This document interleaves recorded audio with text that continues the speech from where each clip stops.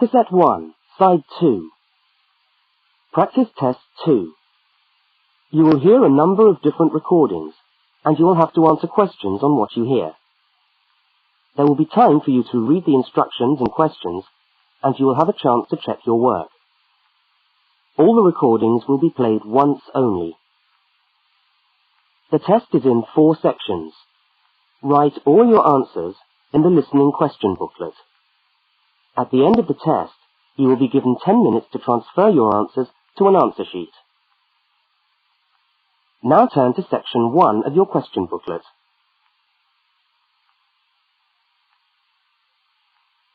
Section 1. In this section, you will hear 2 overseas students, Kate and Lukey, being interviewed by a university counsellor. First look at questions 1 to 5.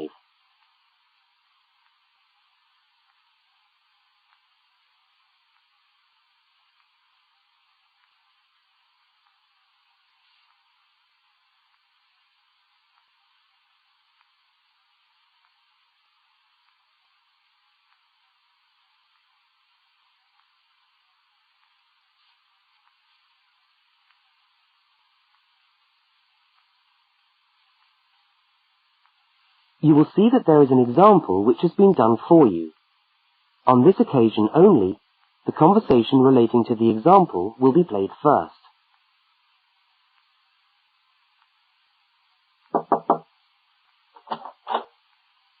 Hi there, Kate. Come on in. How are you today? Fine, thanks. Hi, Lukey. How's things? Okay. Well, as I explained on the phone, I'm a counsellor here at the Student Services section of the university. And I'm interviewing overseas students to help me draw up a guide for new students. So I'd be grateful if you could tell me a little about your time since you've been here in Cambridge. Right. Good idea. Now, Kate, let's start with you. Okay. This is your 2nd semester, isn't it? Could you tell us something about your first impressions of the town when you arrived?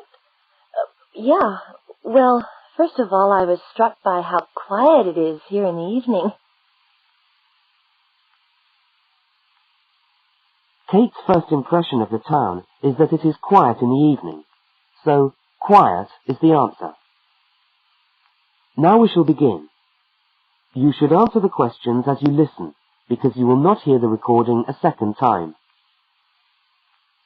Now listen to the first interview with Kate and complete the notes by filling in the numbered spaces 1 to 5.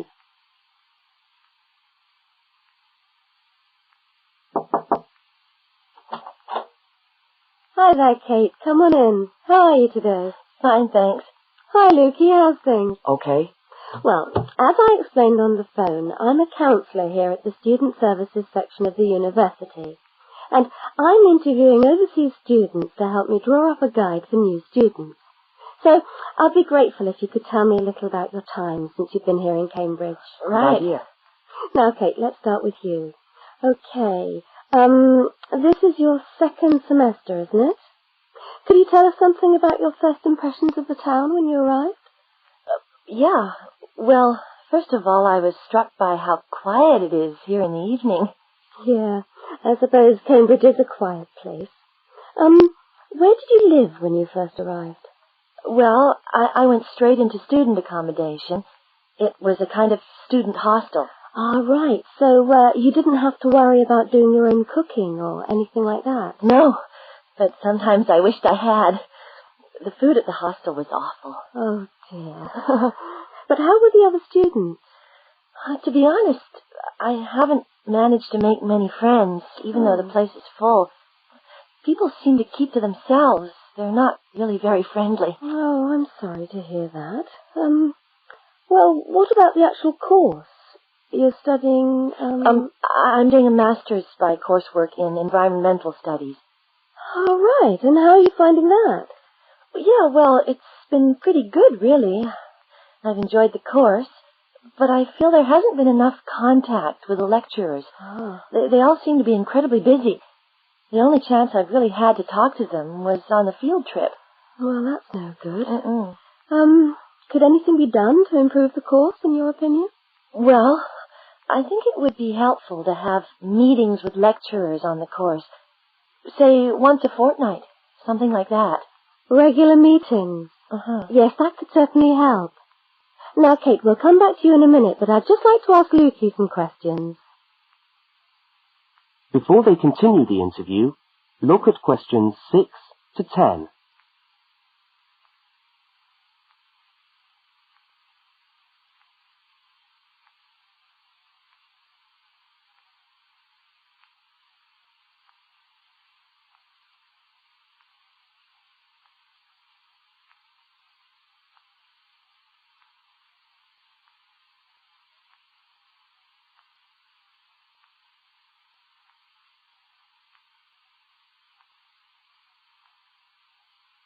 As you listen to the rest of the interview, complete the notes.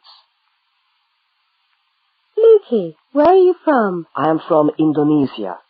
And how did you find Cambridge when you first arrived? Well, I like it here. I think the city is very beautiful. What about your accommodation? Was that okay? Yes, okay. At first, I stayed with a family for 3 months. They were very kind to me, but they had 3 young children, and I found it difficult to study. Right, I see.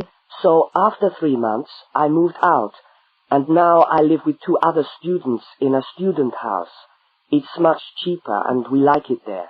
Good. And, what about your studies? What are you studying? I'm doing a Bachelor of Computing. Computing, I see. Apart from the language difficulties, if you can separate them, how have you found the course? Okay, but... Yes, go on. Well, the main difficulty for me is getting time on the computers in the computer room. It's always busy, and this makes it very hard to do my practical work. Yes, I'm sure it would. Can you reserve time in the computer room? No, you can't. But it would certainly help if we could reserve computer time. Yes, I'll look into that and see if something can't be done to improve things over there. Now, let's go back to Kate. That is the end of section 1. You now have half a minute to check your answers.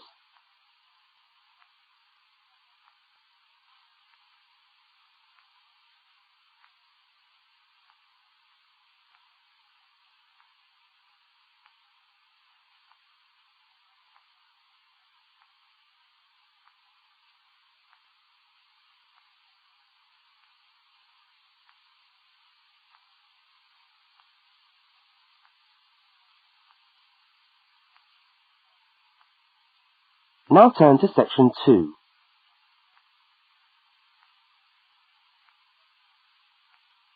Section 2. You are going to hear a radio tour about buying a bicycle. First, you have some time to look at questions 11 to 20.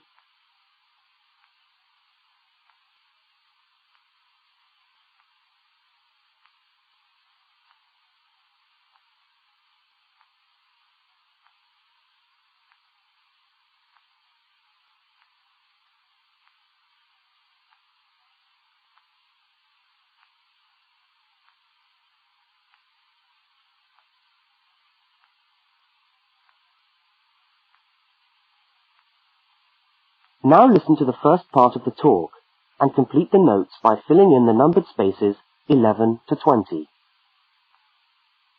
Well, last week we talked about buying camping equipment, and today I'd like to talk to you about buying a bicycle. A simple enough exercise, you might imagine, but there are lots of things to look out for to make sure you get the best deal for your money. Well, the range of bicycles is enormous. There are racing bikes, touring bikes, mountain bikes, or just plain ordinary bikes for riding around town. They vary enormously in 2 basic ways: price and quality. This means that the choice you make will probably be determined by the amount of money you want to pay, your own personal needs, what is actually available, or a compromise of all 3 things. However, in broad terms, you can spend anything from $50 to $2,000 on a bike, so you'll need to know what you're looking for. Single-speed cycles, that is bikes with no gears, are really only suited to short, casual rides. Their attraction is their simplicity and reliability. After years of neglect, they still manage to function, though not always too efficiently. If it's basic transport you're after, then you can't go wrong. 3-speed cycles, on the other hand, are all that is really necessary for most town riding, going to the shops and things like that. Like the single-speed bike, they're simple and reliable. If you are going to be going up and down lots of hills, then you'll probably want something more efficient. 5 and 10-speed bicycles are best suited to riding over long distances or hilly terrain and to serious touring. So if it's serious touring you're interested in, get a 5 or 10-speed bike. However, it's worth remembering that the difference in price between a 5 and 10-speed cycle is usually very little, and so it's well worth paying that little bit extra to get the 10-speed one. So I would tend to recommend the 10-speed bike as the price is similar. However, you'll be getting better quality components. Now the next thing we need to look at is size. Buying a cycle is like buying clothes. First of all, you find the right size, and then you try it on to see if it fits. Contrary to what you might imagine, the size of the cycle is not determined by the size of the wheels, except in children's cycles, but by the size of the frame. So you'll need to measure the length of your legs and arms to get a frame that is the right size for you. Well, that's all from Helpful Hints for today. That is the end of section 2. You now have half a minute to check your answers.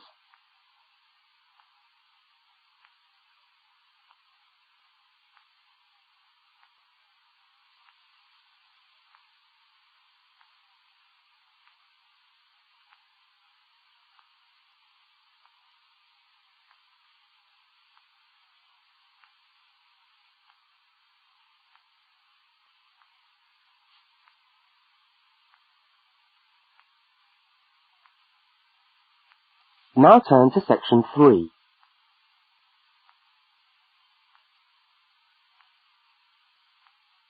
Section 3. In this section, you will hear a conversation between two students, Fiona and Martin, talking about a tutorial topic. First, look at questions 21 to 24.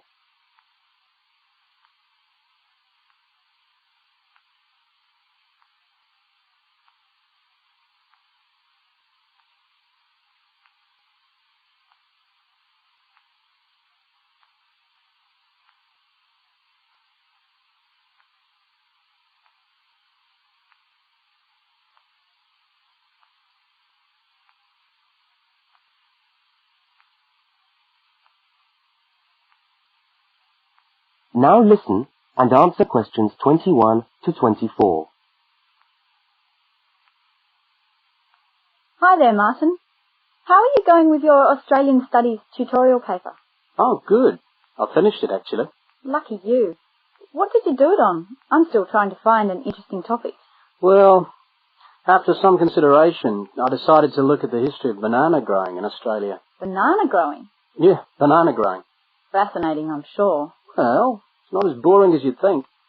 And I wanted to tie it into the work I've been doing on primary industries and the economy.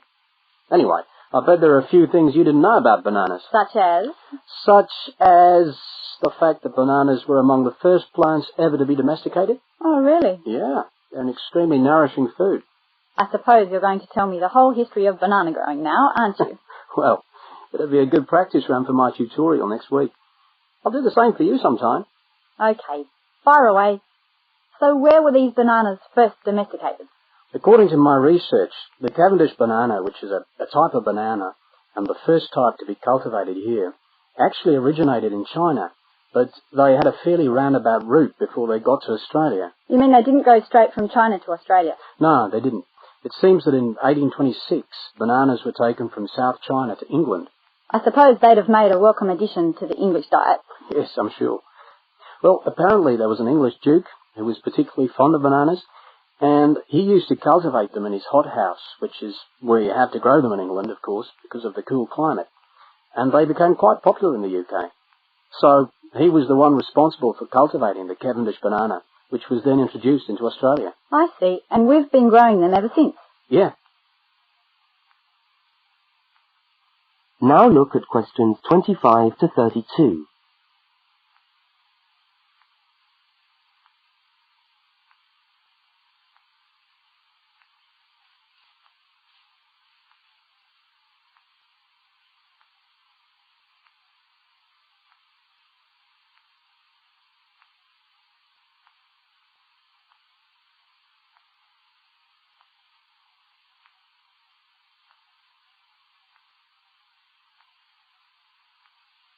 As the conversation continues, complete Martin's notes.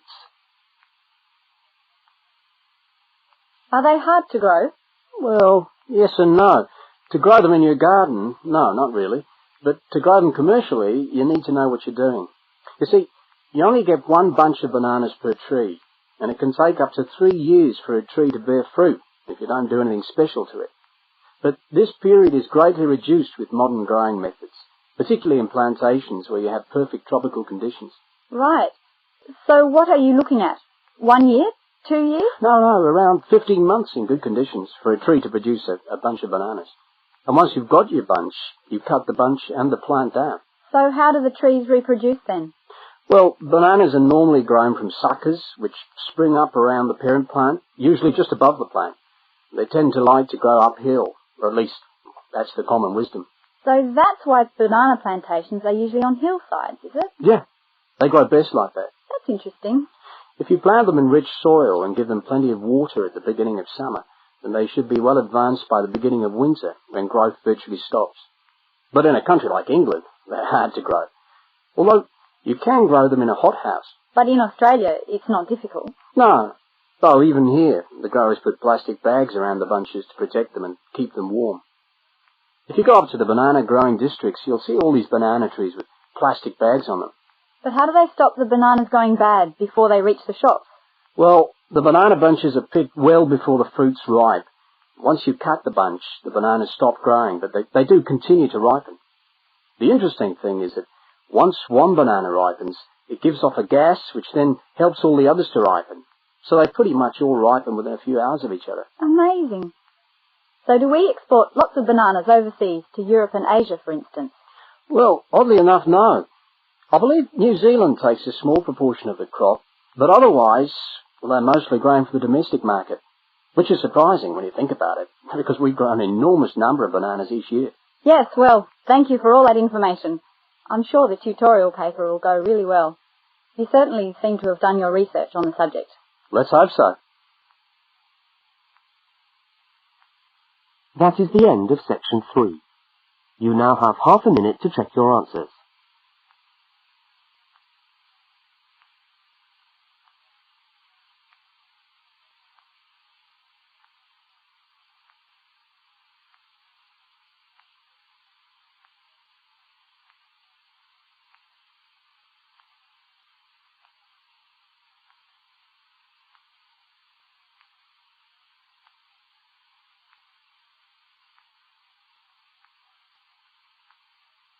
Now turn to section 4.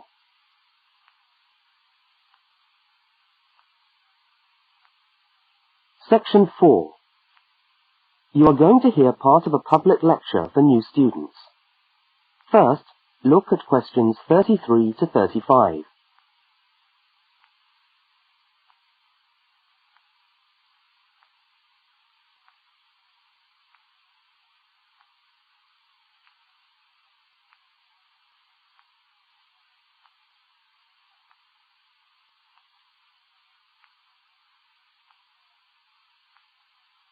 Now listen and answer questions 33 to 35.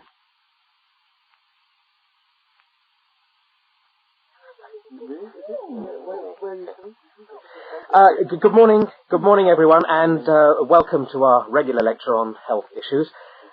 This series of lectures is organised by the Students' Union and is part of the Union's attempt to help you, the students of this university, to stay healthy while coping with study and social life at the same time.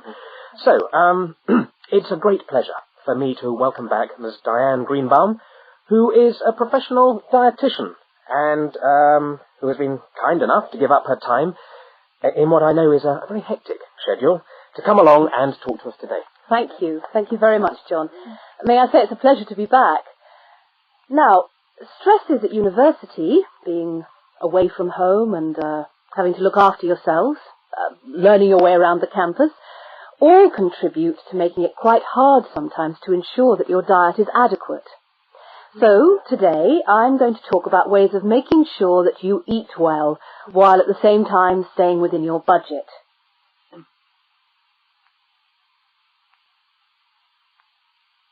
Now look at questions 36 to 41.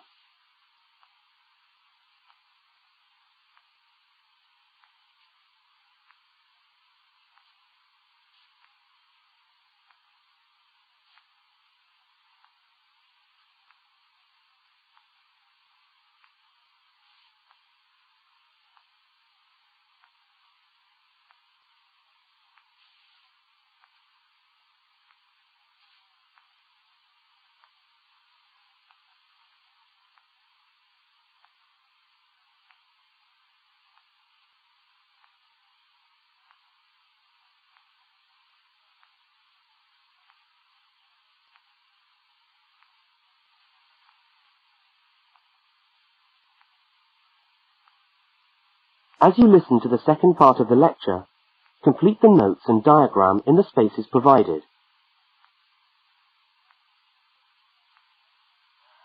If you have a well-balanced diet, then you should be getting all the vitamins that you need for normal daily living. However, sometimes we think we're eating the right foods, but the vitamins are escaping, perhaps as a result of cooking, and anyway, we're not getting the full benefit of them. Now, if you lack vitamins in any way, the solution isn't to rush off and take vitamin pills, though they can sometimes help. No, it's far better to look at your diet and how you prepare your food. So, what are vitamins? Well, the dictionary tells us they are food factors essential in small quantities to maintain life. Now, there are fat-soluble vitamins which can be stored for quite some time by the body, and there are water-soluble vitamins which are removed more rapidly from the body. And so a regular daily intake of these ones is needed. Okay, so how can you ensure that your diet contains enough of the vitamins you need? Well, first of all, you may have to establish some new eating habits. No more chips at the uni canteen, I'm afraid. Now, firstly, you must eat a variety of foods. Then you need to ensure that you eat at least 4 servings of fruit and vegetables daily. Now, you'll need to shop 2 or 3 times a week to make sure that they're fresh, and store your vegetables in the fridge or in a cool, dark place. Now, let's just refresh our memories by looking at the healthy diet pyramid. Okay, can you all see that? Good. Well, now, as you see, we've got 3 levels to our pyramid. At the top, in the smallest area, are the things which we should really be trying to avoid as much as possible. Things like, sugar, salt, butter, all that sort of thing. Next, on the middle of our pyramid, we find the things that we can eat in moderation. Not too much, though. And that's where we find milk, lean meat, fish, nuts, eggs. And then at the bottom of the pyramid are the things that you can eat lots of, because they're the things that are really good for you. Here we have bread, vegetables, and fruit. So, don't lose sight of your healthy diet pyramid when you do your shopping.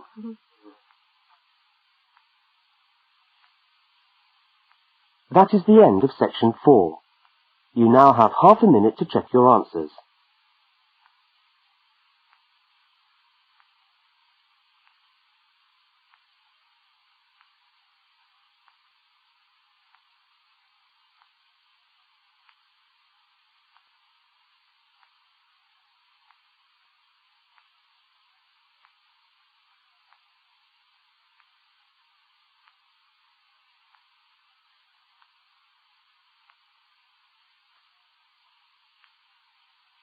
That is the end of the listening test.